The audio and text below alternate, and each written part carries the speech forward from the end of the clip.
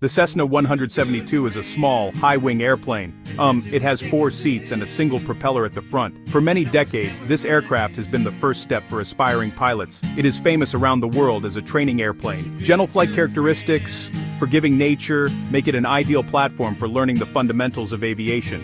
Many seasoned aviators who now command much larger jets started their journeys in the humble and reliable Cessna 172.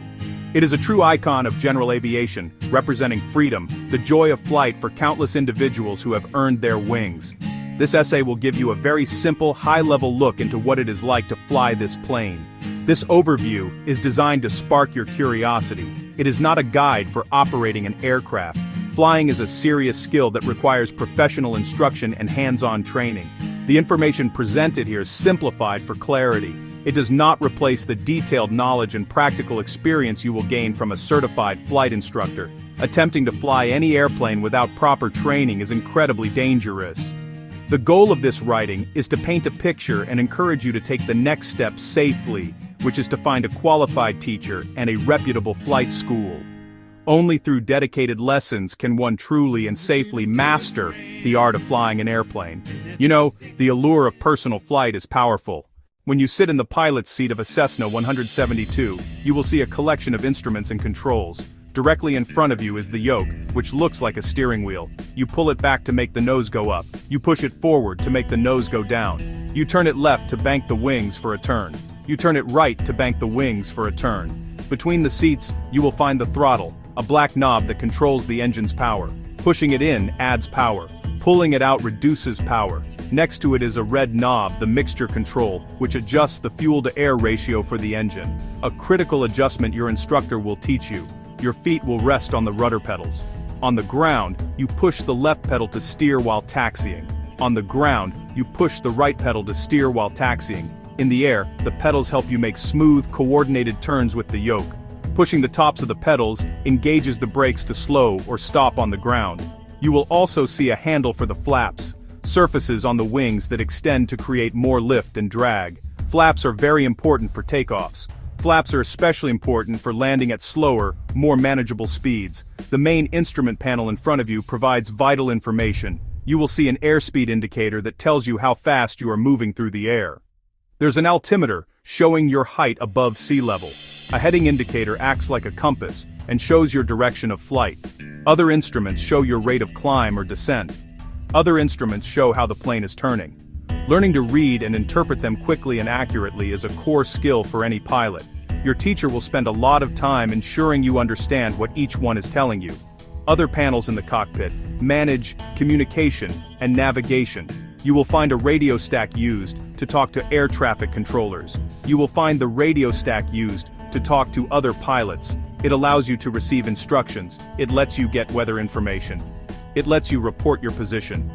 You will also find navigation equipment ranging from traditional instruments to modern GPS units that show your position on a moving map.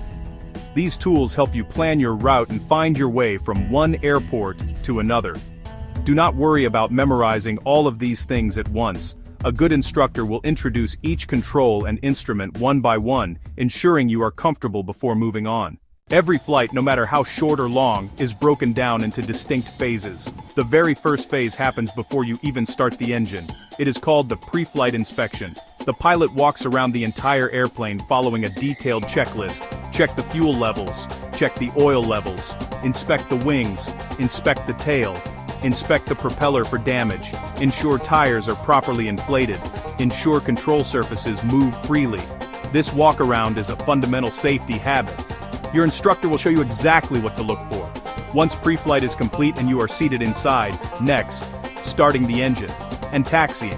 Starting the engine. Follow the checklist. Taxiing. Moving on the ground, from parking to runway. Use rudder pedals to steer. Use the throttle for gentle power. Watch for other aircraft. Watch for vehicles. Watch for people. Follow airport signs and markings. Follow ground controller instructions when given. The takeoff. The airplane transitions from the ground to the air. Line up on the runway center line. Apply full power. Accelerate. Use the yoke to gently lift the nose. Wings generate lift to leave the ground. Enter the climb phase. Maintain specific speed and attitude. This phase is active. Precise control and procedures are required. After reaching altitude, cruise phase. Reduce engine power. Trim the aircraft to fly straight and level. Monitor your instruments. Check your fuel. Enjoy the view. Begin descent. Enter approach. Line up with the runway. Configure flaps. Manage speed for a safe landing. Landing, the final and most challenging phase. Aviation places a supreme emphasis on safety, and a large part of pilot training is dedicated to handling unexpected situations. In the unlikely event of an emergency, the single most important rule is to remain calm and fly the airplane. Panic is the enemy of clear thought. Pilots are trained to methodically work through problems by following established procedures. The first step is always to maintain control of the aircraft. Your training will give you the mental tools and checklists to rely on, which helps to manage stress and focus on the task at hand. Thinking clearly is your best asset when something goes wrong. When facing an issue, a pilot's next step is often to seek help. This means communicating the problem. Using the radio, a pilot can declare an emergency with air traffic control. ATC is a powerful resource. They can provide immediate assistance. They can offer guidance. They can clear other traffic out of your way. They can help coordinate with emergency services on the ground. Even if you are not near a major airport, making a call on the universal emergency frequency can alert other pilots in the area. Those pilots may be able to offer assistance or relay your message. Never hesitate to ask for help when you need it. Pilots are trained to follow specific emergency procedures for various scenarios. For example, in the case of an engine problem, there are memorized steps for attempting to restart it. If a restart is not possible, training shifts to finding a suitable place to land. Pilots practice identifying safe landing spots from the air, such as open fields. They then train on how to perform a controlled glide to that spot. Your instructor will spend significant time drilling these procedures with you so they become second nature. The goal is to have a plan and the skill to execute it calmly if you ever need to. This essay has offered a simple glimpse into the world of flying a Cessna 172. We have touched upon the basic controls inside the cockpit, the distinct phases that make up every flight from pre-flight to landing, the vital importance of safety procedures and communication. The key takeaway should be that flying is a structured and disciplined skill. It is not something learned from a book or an article, but through dedicated hands-on practice with a professional. The simplicity and reliability of the Cessna 172 make it the perfect place to begin this incredible journey, but it is a journey that must be taken with a guide.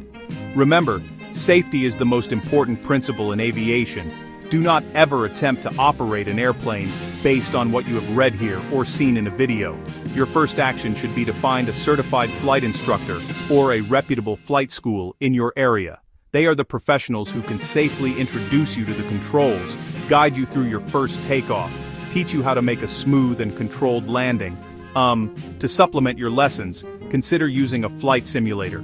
Many flight schools have them, and high-quality software is also available for home computers. Simulators provide a safe and cost-effective environment to practice procedures, navigate, and communicate with simulated air traffic control. You can repeat takeoffs and landings over and over again without any risk, helping to build muscle memory and reinforce what you learn in the actual airplane. A simulator is a fantastic tool for practice, but it is a supplement to, not a replacement for, real flight time with an instructor. Flying is a skill that blends knowledge with feeling, and you can only get that feeling in the air. If you have ever looked up at the sky and dreamed of being at the controls, that dream is within reach. The path begins not with a leap, but with a single safe step. Contact a local flight school and ask about an introductory discovery flight. This is a short lesson where you will get to fly the plane with an instructor by your side. It is the best way to see if flying is right for you. Be patient with yourself, trust your instructor, and embrace the learning process. The freedom and unique perspective that come from flying are an incredible reward for your dedication.